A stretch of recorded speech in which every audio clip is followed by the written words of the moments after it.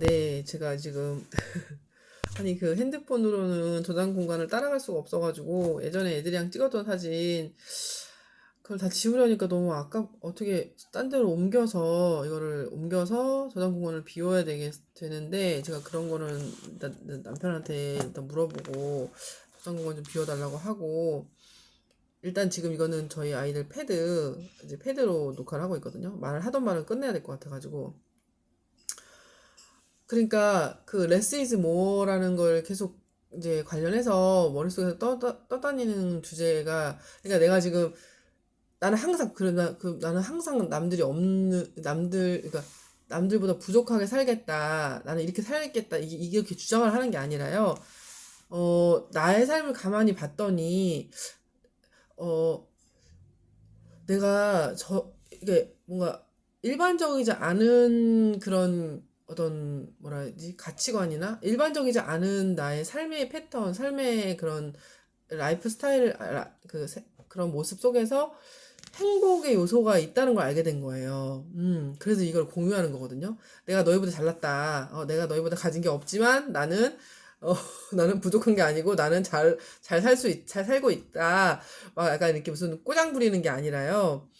그러니까 누군가에게 이것이 좋은 인사이트가 돼서 삶을 변화시키고 삶의 힌트를 얻어서 이거를 자기 삶에도 적용을 해서 내가 지금 누리고 있는 이 어떤 여유로움과 좀 행복감을 느낄 수 있다면 저는 좋으니까 이거를 공유하는 거예요. 그러니까 나 잘났다 이것도 아니고 나는 부족하니까 부족하다 이것도 아니에요. 내 논점은 그거예요. 어떤 면에서는 우리 삶에서 우리는 채우는 것도 중요한데 내가 없으니까 당연히 채워야죠. 내가 결핍이 있으면 채우고 그것들을 해 나가면서 발전을 하고 성공을 하는 거가 맞는데 근데 또 너무 이제 막 꾸역꾸역 이렇게 우리가 그냥 아무 생각 없이 채우고 있는 것들 중에는 내가 이거를 좀 포기하고 없는 것도 괜찮다라는 거를 알고 없어도 크게 큰일 나지 않는다는 거를 모르기 때문에 그런데 엄두를 못 내는 건데 없는 거 감수하고 없어도 돼 하고 삶에서 하나씩 하나씩 벌어 나갔을 때 그것이 나에게 마이너스가 아니라 플러스가 되더라. 그게 나에게는 행복 지수를 올려주는 어떤 그런 공간이 되더라. 이 얘기를 하는 거거든요. 그래서 지금 하던 얘기는 뭐냐면 그 학원이라는 거, 어떤 이렇게 사교육이라는 거, 이게 뭐냐면은 사실 이 부모의 입장에서는 이것도 마찬가지예요. 그 자식을 괴롭히려고 학원을 보낸 사람 아무도 없죠. 응? 이 엄마는, 아휴, 엄마가 못 채워주는 거, 내가 못 가르치는 거, 내가 못 채워주는 거, 아주 그냥 훌륭하고 좋은 선생님들한테 체험받으라고. 이걸 다 아이들에게 채워주려고 보내는 거잖아요. 학원이라는 것도 결국에. 국영수 내가 못 가르치니까 좋은 선생님한테, 좋은 학벌에, 좋은 일타 강사 선생님한테 배워라. 그 돈을 벌기 위해서 나가서 일까지 하는데, 그런 노력을 하면서 애들을 학원에 보내서 체험 받게 하는 거죠. 채우려는 거죠. 또 뭐 예체능 하는 애들은 더 그렇고 레슨 받고 비싼 돈 한 시간에 얼마짜리 레슨 받고 체육도 마찬가지고 골프 뭐 이런 거 저희는 뭐 생각도 못 하는 것들을 하시는 엄마 아빠들이 많이 채워주려고 어릴 때부터 하잖아요. 노력을. 그래서 결국 그 아이의 삶이 완성도가 있고 더 뭔가 그런 삶이면은 상관이 없는데 이제 아이도 원하고 엄마도 원하고 모두가 만족하는 상황이면은 누가 뭐래 상관없죠. 근데 이제 우리가 많이 그냥 보기에도 알다시피 부작용들이 많잖아요. 뭐 학원을 그렇게 수십 개씩 다니는 거를 지금 자기가 그게 정상적인 건지 아닌지도 모르는 판단을 안 서고 이게 맞는 거라고 생각하는 삶을 사니까 그 학원을 떠나거나 그 학원에서 벗어나는 일이 생기면은 마치 아무것도 할 수 없는 사람처럼 느껴질 거 아니에요. 그러니까 이 학원을 다니고 그 수십 군데 학원을 다니는 게 정상처럼 느껴지는 아이들은 그 아이들이나 그 학부모들은 그 학원을 도저히 다닐 수 없을 만한 상황이 왔을 때, 경제적으로나 뭐 어떤 상황이 와서 그 학원을 못 보내게 되는 상황이 왔을 때, 또 아이도 학원에 도저히 도움을 못 받게 되는 상황이 왔을 때, 자기 혼자서는 아무것도 할 수 없는 사람이 아무것도 할 수 없는 사람처럼 느껴지게 만드는 게 저는 더 해롭다고 생각하거든요. 이 아이에게도. 이 부모도, 아, 내가 애한테 해줄 수 있는 거를 못 해주네? 라는 어떤 스스로도 좌절감이 생기겠지만, 이 아이도 나는 학원을 이렇게 많이 다녀가지고 겨우겨우 유지가 됐다고 치면, 학원을 다녀야만 학업이 완성되는 아이라면, 그 반대로 학원을 안 다니는 상태에서는 얘는 혼자서는 아무것도 할 수 없냐는 거죠. 그러니까 사실 자식에게 좋은 걸 주기 위해서 학원을 보낸 건데 결과적으로는 이 자식이 아무것도 할 수 없는 애로 만들어 버리는 되는 것 같아요. 학원에 의존하는 부모들은. 그러니까 저 깡 시골에는 무슨 학원은 아니 뭐 구경도 못 해본 애들도 있을 수 있잖아요, 실제로. 근데 극단적이긴 하지만 그렇게 학원은 구경도 못 해본 애가 그냥 학교에서 공 차고 놀고 산에서 풀 뜯어서 놀고 뭐 이렇게 노는 애들도 있을 수 있죠. 근데 그런 애들이 정말 어느 순간에 스스로의 힘이 있으니까 중학교, 고등학교 가서는 자기가 진짜 다 그렇진 않겠지만 어쩌다가 지방에도 서울대 가는 애가 있고 저 지방에도 성공하는 애들 있잖아요. 그러니까 그런 시골에서 자랐고 뭐 부모님이 그렇게 좋은 서포트도 못 해주고 했는데 중학교 고등학교 가서는 자기가 보니까 공부하면 되겠어 해서 해가지고 서울대 가고 좋은 뭐 이렇게 할 수 있는 사람들이 분명히 있는 거잖아요. 근데 이렇게 해서 공부하는 사람하고 학원을 보내서 학원에 완전히 만들어가지고 학원이 만든 엘리트로서 살아서 딱 이렇게 좋은 대학 가고 이런 애를 보면은 반대로 그거는 그 학원이나 이런 거에 도움이 없으면 얘는 혼자서는 아무것도 못하는 인간처럼 어쩌면 얘를 만들어 가는 게 아닌가 이런 생각이 드는 거죠. 그렇다고 하면은 채운다고 채우는 것이 오히려 그 아이에게는 그 인생의 길을 참 그걸 뭐라고 하기가 좀 그런데 그냥 그런 사람이 지금 너무 일반화가 됐기 때문에 학원을 보내는 게 너무 당연하고 너무 일반화가 된 문화이기 때문에 이런 말 하는 게 되게 무슨 의미가 있겠는지 생각이 들지만 저는 그런 것 같아요. 그 학원이라는 거를 저는 그것도 역시나 지금 남의 얘기처럼 보고 있거든요. 다 같은 대한민국 맞아 지금 저 아줌마? 이렇게 생각할 수 있는데 같은 대한민국 안에 있어도 나는 그거는 그냥 그들의 얘기 이렇게 생각하고 있지. 저는 그거에 음, 그렇지 않고도 공부를 할 수 있을 것 같은 거예요, 저는. 우리 애들이 뭐 공부에 특별한 재능이 있다라고 막 그런 건 아니지만, 아니, 그냥 지금 하는 것처럼 학교 공부 따라가고, 학교 과목이 그렇게 많은 것도 아닌데, 그냥 뭐 수학 같은 과목 같은 거 잊어버리지 않기 전에 지난 전 단원 안 잊어버리고 유지해서 그 다음 단원을 또 그냥 이대로만 그냥 더 해도 이해하는데 문제 없고 학교 시험 100점 맞는 거는 아직은 괜찮더라는 거죠. 물론 여기서 애들이 아주 팽팽 놀고 공부를 손에 놓는 게 아닌 이상 그냥 여기서도 나는 한번 해볼 수 있겠다, 해보고 싶다 이런 마음이 드는 거예요. 그리고 학원을 보내가지고 학원을 보냈기 때문에 공부를 잘할 것이라는 보장도 딱히 없고, 그냥 얘네들이 여기서 학원 안 보내고 잘할 수 있다면은 나는 그거에 한번 이렇게 투자하고 싶다, 이런 거죠. 그래서 지금 어쨌든 그것도 레슨인 거죠, 저는. 학원을 너도 죽으라고 이래가지고 학원을 보내도 되는 상황에서 그렇게 안 하고 있는 이 상황이 그걸 학원을 안 보내는 것이 어쩌면 불안 요소일 수 있지만 그것을 안 하는 것을 감사함으로써 학원을 보낼 수 있지만 안 보내보는 그냥 불안하니까 다 보내잖아요. 사교육은 불안을 먹고 자란다고 하거든요. 모든 사교육은 불안을 먹고 자란다 이런 말이 있어요. 사교육은 학부모의 불안을 먹고 자란다 이래요. 부모를 불안하게 하면은 사교육은 무조건 뜨는 거예요. 응? 야, 이제 코딩이래. 야, 이제 뭐래. 막 이러면은 다 그쪽으로 엄마들이 다 가니까.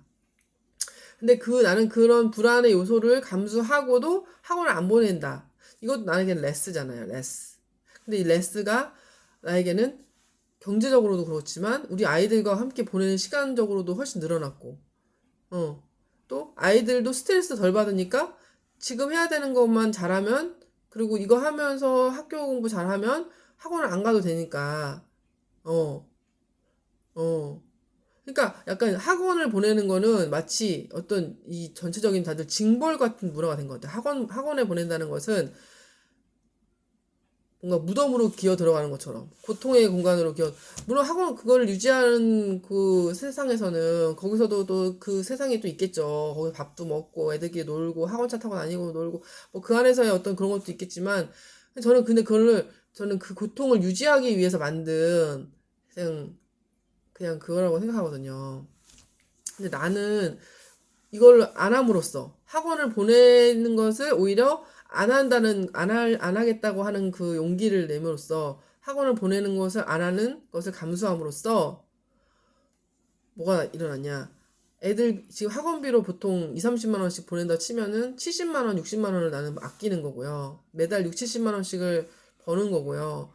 또 하나는 아이들과 함께 보내는 시간이, 학원에 가 있으면 어쨌든 내가 일을 안 해도 학원에 가 있으면 못 만나잖아요. 특히나 요새는 학원 더 오래 있고 하니까.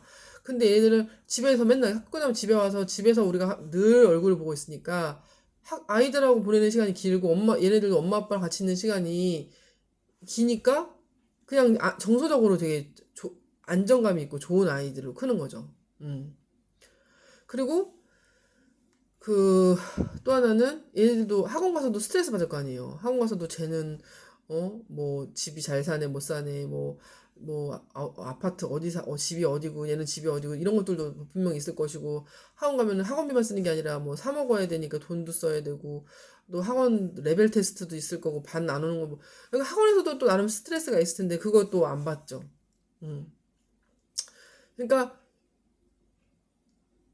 쓸데없이 받을 스트레스를 안 받고 오히려 집에서 그 에너지를 공부하는 데다가 혼자서 공부하는 거에 이렇게 투자할 수 있고, 거기에 오히려 방향을 틀 수 있으니까 어려서부터 지가 공부하는 거, 지 혼자 공부해 버릇하는 습관을, 아니 안 나오면 네가 나올 때까지 풀어봐. 다 방법을 모르겠어?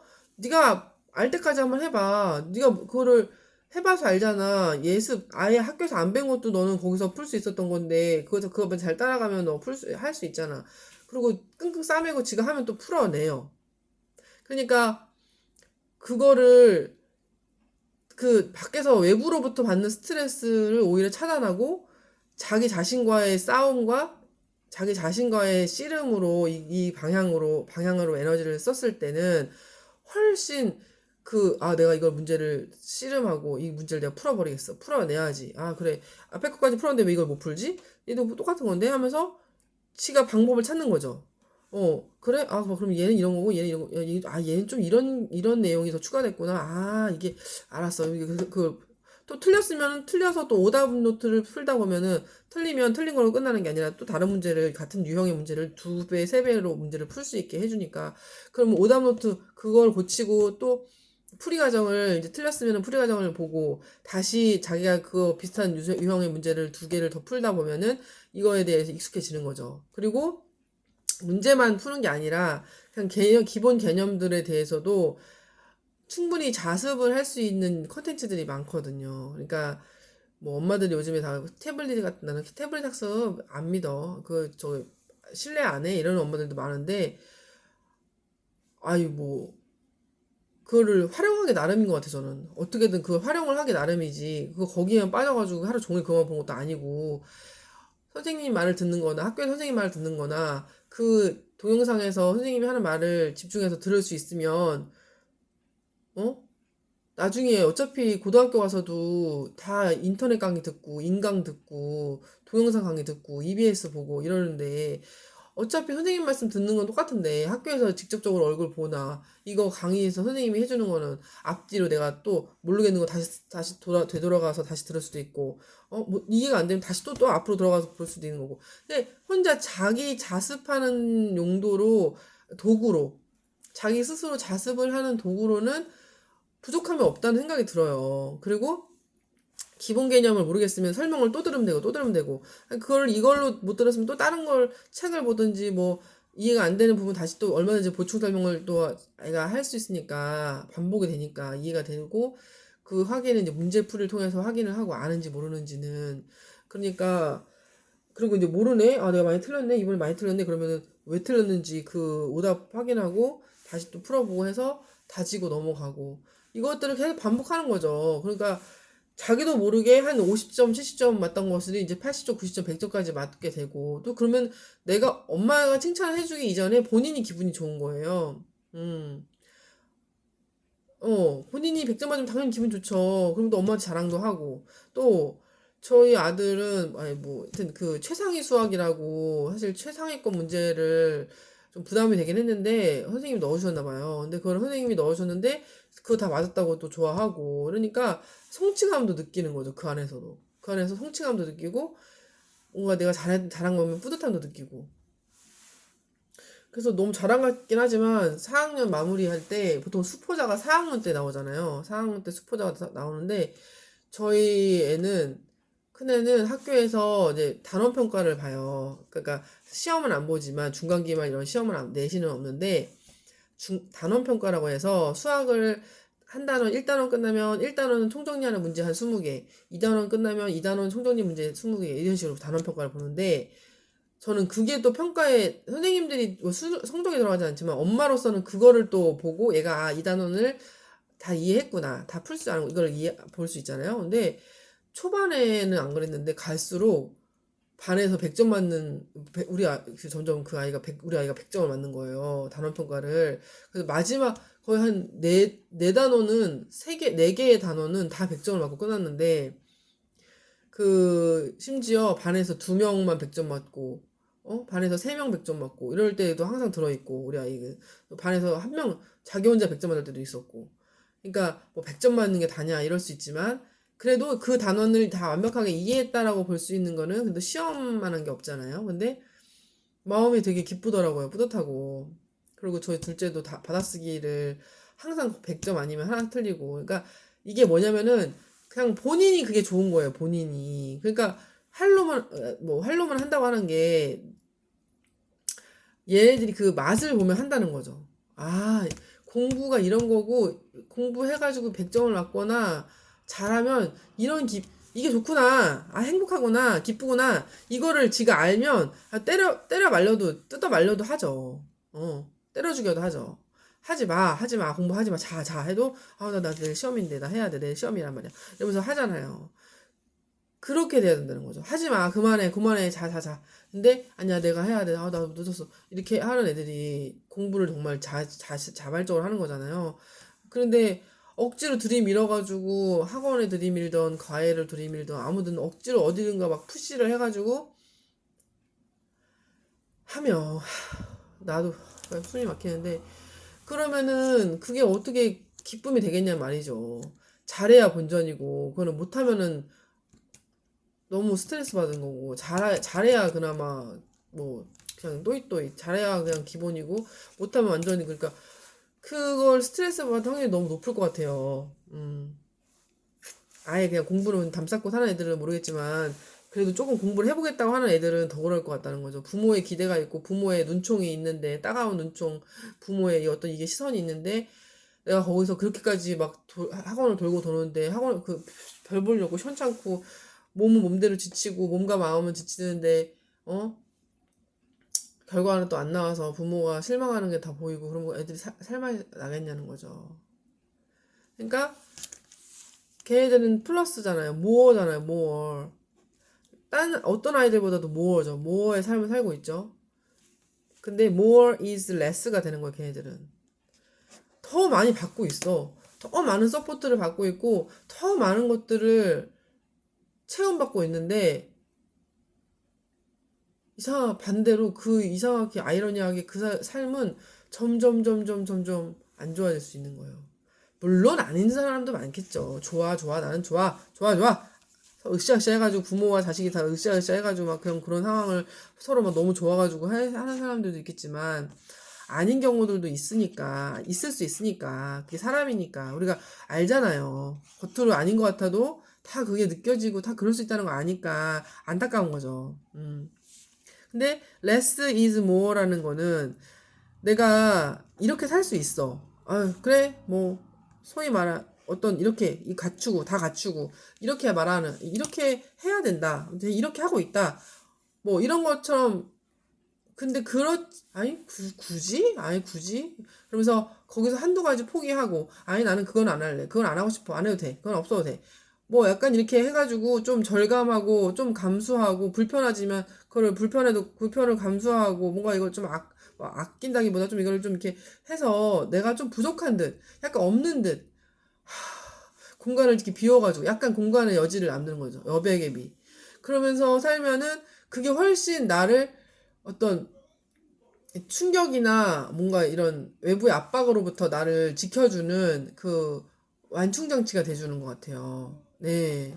피난처가 되고, 나를 숨을 수 있는 공간이 되고, 내가 거기를, 너네들 다 그거 누릴 때, 너네들 다 그거를 누리고 있고 채우고 있을 때 나는 그걸, 나 남겨놨잖아. 이 공간은 너희들 다 막 꾸역꾸역 뭐 채우고 있을 때 나 그 공간 좀 남겨놓은 공간이 있거든. 그러니까 나는 다 쓰러질 때, 다 나가 떨어질 때 나는 그 공간에 숨을 수가 있는 거거든. 이런 거죠. 어. 이런 거야. 말하자면. 먹을 거를 다 100개를 줬는데 그 100개 다 먹어버리는 사람하고, 아니야, 나 여기서 한 두세 개 남겨놓고 안 먹어도 돼. 한 8개만 먹어도 돼. 2개는 안 먹어도 돼. 하고 2개는 남겨놨어요. 그러면 나중에 정말 먹을 게 없어졌을 때 나는 그 2개 맨날 남겨놨던 그 2개를 나중에 먹으면 되잖아요. 그러니까 삶이라는 게 진짜 이런 것 같아요. 공간. 숨 쉴 수 있는 공간. 내가 숨 쉴 수 있는 공간, 내가 피할 수 있는 공간, 내가 좀 어떤 여유를 가질 수 있는 공간. 이게 필요한데, 그건 어디에서 나오느냐? 내가 남들과 똑같이 나를 채우고, 나에게 이렇게 남들만큼 난 이거 갖추고 살아야 되고, 막 그런 것들에서 조금 한 발 떨어져서, 그걸 가만히 생각해 보시자. 꼭 필요한 거 아닌 거는 그냥 과감하게 버리고, 절제하고, 이렇게, 그랬을 때 그 공간이 나오는 거다. 그래서 그것이 우리를 더 윤택하게 만들어준다.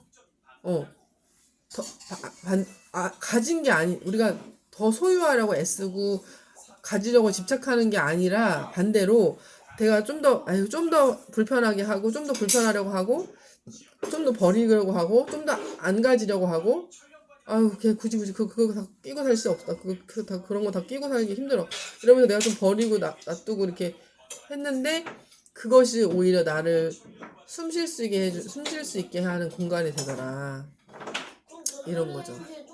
그래서 그런 것도 하나의 노하우지 않을까. 또 뭐가 있을까요? 제 삶에서 그런 거는 우리 아이들 아까 말했던 학원 안 보내는 거, 차 없이 다니는 거, 그다음 난방 잘 안 하는 거, 그리고 집을 이렇게 좀 소규모로 집을 좀 적게 줄여서 이렇게 그냥 딱 저희 살 공간만 되게끔 부족함 없거든요. 이런 공간에 사는 거, 그리고 뭐 이런 가전 같은 거, 뭐 로봇 청소기나 뭐 이런 거 사람들이 많이 쓰는 것들, 오븐, 뭐 에어프라이어 이런 거 굳이 필수가 아닌데 사는 거 안 사요. 저는 그냥 다 불필요해. 안 해. 그리고 안 사고 그냥 전자레인지로도 에어프라이어 기능 다 할 수 있고, 뭐 로봇 청소기 그거 굳이 안 해도 청소기 있으니까 되고, 그리고 그러니까 쓸데없이 가전에 욕심 안 부리는 거.